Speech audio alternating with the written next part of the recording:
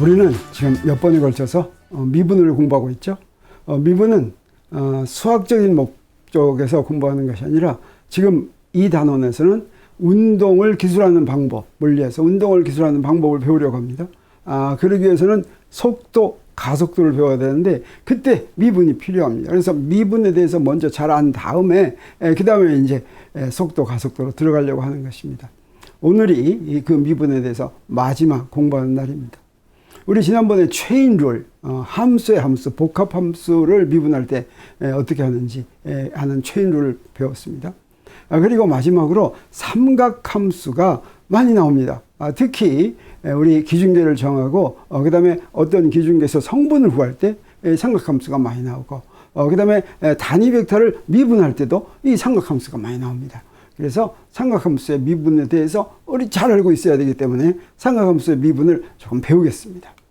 자, 삼각함수는 각에 대한 것이죠. 그래서 먼저 각부터 정의하고 하겠습니다. 각은 여러분이 잘 아는 것이지만 우리 이렇게 이 각을 이렇게 그리겠습니다. 여기 이렇게 하고서 여기 이만큼 세타라는 각을 그릴 때 이 각은 어떻게 정의가 되냐면 이렇게 정의가 됩니다. 여기다가 아무렇게나 원을 하나 그립니다. 각을 그린 그 꼭지점이 중심에 있는 원을 그렸을 때 그때 그 원의 반지름하고 그 다음에 그 각이 자르는 원호하고 그 길이의 비, 그게 바로 R분의 L이죠. 이 R분의 L이 바로 이 각입니다. 이렇게 표시한 각의 단위를 뭐라고 얘기하냐면 라디안이라고 하는데 이 라디안이 바로 SI 단위죠. 그래서 이때 이 R과 L은 이 원은 그 반지름이 얼마짜리를 그려도 좋습니다. 조금 더 큰 반지름으로 이렇게 그렸다고 하고 그때 반지름이 R'이고 그때 길이가 L'이라고 한다면 역시 R'분의 L'은 역시 똑같은 각을 이야기하겠습니다. 그랬을 때 이 라디안이라고 하는 이렇게 R분의 L로 정의된 회전각의 차원을 보면 우리 차원할 때 그 물리량이 있는 식에서 구하면 된다고 그랬죠. 그래서 세타, 각 세타의 차원은 반지름 R의 차원에 원호의 길이 L의 차원을 이렇게 서로 비를 구한 것과 같을 텐데 R이나 L이나 전부 차원이 길이죠. 그래서 길이를 길이로 나누니까 어떻게 됐습니까? 차원이 없죠. 우리 단위를 붙일 때 단위는 차원을 대표합니다. 같은 차원이면 같은 단위를 써도 되죠. 그런데 차원이 없는 양에는 단위를 붙일 필요가 없는데 그 차원이 없는 양들이 각 말고도 다른 것도 있을 수가 있습니다. 그래서 이거는 회전각이다 라고 하는 것을 구분하기 위해서 회전각을 표시하는 차원이 없는 양의 단위, 이걸 라디안이라고 이렇게 정의했고 이게 바로 SI 단위다. 이 SI 단위라고 하는 것은 여기 길이분의 길이니까 길이를 SI 단위로 하고 그 다음에 원호, 그러니까 반지름의 길이를 SI 단위로 하고 원호의 길이를 SI 단위로 했을 때 다시 말하면 미터분의 미터 했을 때 단위가 각의 단위가 라디안이다 라고 하는 것인데 라디안은 편의상 붙인 것입니다. 이게 회전각인지 알게 하려고. 그래서 우리 두 물량을 곱하면 단위도 같이 곱해지는 것이죠. 근데 라디안이라고 하는 단위는 다른 단위하고 곱하면 없어져도 좋습니다. 없어도 좋은 게 아니라 안 씁니다. 예를 들어서 우리 이 각하고 반지름으로부터 원호의 길이를 알아내고 싶다고 한다면 L은 R세타 이렇게 구하겠죠. 그리고 반지름이 2m고 그 다음에 이 원호의 길이 각이 3레디안이라고 한다면 그러면 요걸 합해서 그 원호의 길이를 그 6m 라디안이라고 하냐? 그렇지 않고 그냥 6m라고 합니다. 라디안은 그냥 없어진 거죠. 없는 단위를 그냥 표시했기 때문에 그렇습니다. 또 속도도 우리 각속도에다가 반지름을 곱하면 속도가 되는 거, 속력이 되는 거 우리가 아는데 그래서 반지름 1m에다가 각속력의 단위는 라디언 퍼 세컨입니다. 이렇게 곱했다고 하면 그때 이제 속도의 단위가 속력의 단위가 미터 라디언 퍼 세컨가 아니라 그냥 미터 퍼 세컨가 이렇게 된다고 하는 것이죠. 그러면 이런 각에 대한 삼각함수, 이 삼각함수가 우리 잘 아는 거지만 한번 정의가 어떻게 되는지 다시 한번 돌아보겠습니다. 이렇게 삼각형이 있으면 그리고 이쪽 왼쪽 꼭지각의 세타에 대해서 사인이라든가 코사인이라든가 탄젠트라든가 이렇게 어떻게 정의되는가 하는 것을 외울 때 우리 어떻게 외우냐면 코사인 세타의 경우에는 이 삼각형에다가 크게 C자를 씁니다. C 이렇게 쓰면 먼저 가는 데가 먼저 지나가는 데가 어디입니까? 어디입니까? 빗변 A죠. 그리고 나중 지나가는 데가 저 아랫변 B죠. 그래서 A분의 B, C를 쓸 때 A분의 B가 이게 바로 코사인 세타 값이라고 하는 거죠. 사인은 어떻게 되느냐? 사인은 여기다가 S자를 씁니다. S자를 이렇게 쓸 것 같으면 먼저 가는 게 뭐가 됩니까? A가 되고 나중에 밑으로 가는 게 C가 되죠. 그래서 사인 세타는 A분의 C가 된다고 하는 것이죠.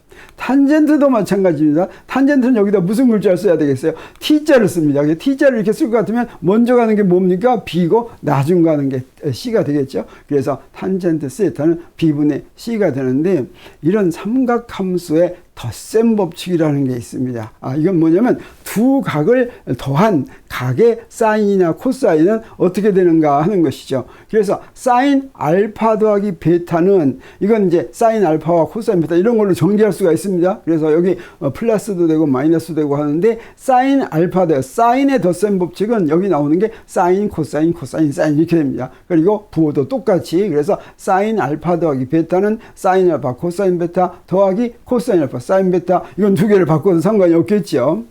코사인의 경우에는 어떠냐? 코사인의 경우에는 두 개가 반대가 됩니다. 여기가 마이너스일 때 여기가 플러스가 되고 여기가 플러스일 때 여기가 마이너스가 되는데 이때 코사인이 반드시 먼저 있어야 됩니다. 여기에 사인 앞에는 플러스 마이너스가 있으니까 항상 플러스가 있는 항이 이제 코사인이죠. 그래서 코사인 알파 더하기 베타는 코사인 알파 코사인 베타 빼기 사인 알파 사인 베타 그 다음에 코사인 알파 빼기 베타는 코사인 알파 코사인 베타 더하기 사인 알파 사인 베타 이렇게 된다고 하는 거죠.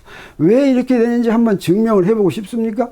우리 한번 증명해 보겠는데 이것은 그림으로 증명하는 게 제일 쉽습니다. 여기에 삼각형 ABC를 이렇게 그려놓고서 여기를 이 각을 알파라고 하겠어요. 여기는 이제 물론 수직입니다. 이렇게 ABC가 됐다고 한다면 여기다 또 이런 삼각형을 또 하나 그립니다. 그리고 요 밑에 있는 각을 베타라고 하고 요 밑에 뒤에 있는 요 꼭지각은 역시 직각이라고 하겠어요. 그리고 어떻게 정하냐면 A에서 B까지의 길이가 1이다 이렇게 정하겠어요. 그러면 B에서 C까지의 길이는 뭐가 되겠습니까? 이건 사인 알파인데 사인 알파가 1분의 BC가 되겠죠. 그래서 BC는 바로 뭐가 되냐면 사인 알파가 됩니다.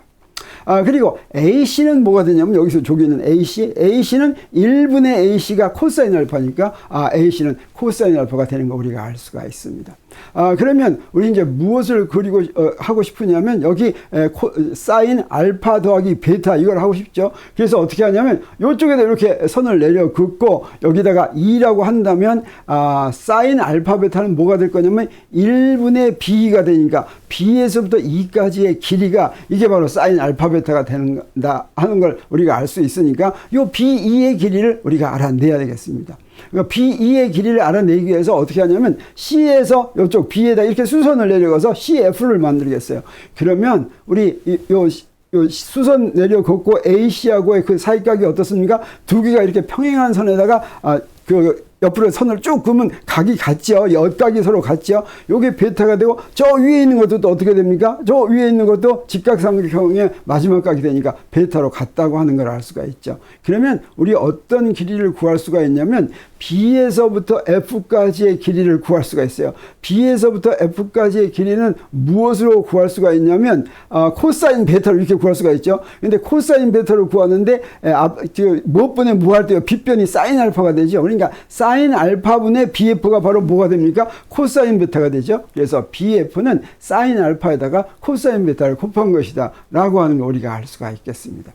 그 다음에 또 요 앞에 CD를 우리가 구할 수가 있는데 CD는 어떻게 구할 수가 있냐면 CD는 코사인 알파에다가 여기 A에서부터 C까지가 이게 코사인 알파죠. 이 코사인 알파를 가지고 뭐 한 겁니까? 사인 베타를 한 거죠. 그래서 코사인 알파 사인 베타는 CD다 라고 하는 걸 우리 알았으니까 우리 여기서부터 금방 알 수 있는 게 사인 알파 플러스 베타는 뭐라고 했습니까? B에서부터 E까지인데 그건 뭐하고 같겠어요? BF에다가 F1을 더한 것과 같죠. 근데 이 F2는 뭐하고 같습니까? CD하고 같죠. 그래서 요거 BF 더하기 CD인데 자 BF하고 CD를 여기다 다 구해놨습니다. BF는 이렇게 생겼고 CD는 이렇게 됐으니까 요거 두 개를 더할 것 같으면 사인 알파 더하기 베타는 사인 알파 코사인 베타 더하기 코사인 알파 사인 베타가 된다고 하는 것을 우리 봤습니다. 자 요거 한 번만 증명을 해놓고 정말 그렇구나 하는 걸 알고 그냥 이거는 외워서 쓰면 됩니다. 사인 알파 더하기 베타는 사인 알파 코사인 베타 더하기 코사인 알파 사인 베타다 라고 하는 건 우리가 외워둬야 된다고 하는 거죠. 비슷한 방법으로 코사인 알파 더하기 베타도 우리가 바로 볼 수가 있는데 똑같은 그림을 그리겠어요. 똑같이 아까 구한데 여기에 이제 코사인 알파 더하기 베타를 하기 위해서 코사인 알파 더하기 베타는 어떤 길입니까? A에서 E까지죠. 코사인 알파 더하기 베타면 A에서 E를 구하려면 우리 E에서 D까지를 구해야지 되겠습니다. 근데 A에서 D까지는 저게 뭐였어요? A에서 D까지는 AC가 코사인 알파니까 이건 코사인 알파 곱하기 코사인 베타라고 하는 걸 알 수가 있겠습니다. 그리고 FC는 뭐가 되겠습니까? FC는 바로 여기 BC가 사인 알파니까 사인 알파 사인 베타가 된다고 하는 걸 우리가 알 수가 있겠죠. 그래서 FC는 사인 알파 사인 베타가 됩니다. 그러면 우리 코사인 알파 더하기 베타는 밑에 있는 AE인데 이 AE는 어디서 뭘 뺀 겁니까? AD에서 FC를 뺀 거죠. 근데 AD하고 FC 여기다 구해놨습니다. 그래서 그게 바로 무엇입니까? 요 두 개니까 그대로 써가지고 코사인 알파 코사인 베타 빼기 사인 알파 사인 베타가 되는구나 하는 것을 우리 금방 알 수가 있죠.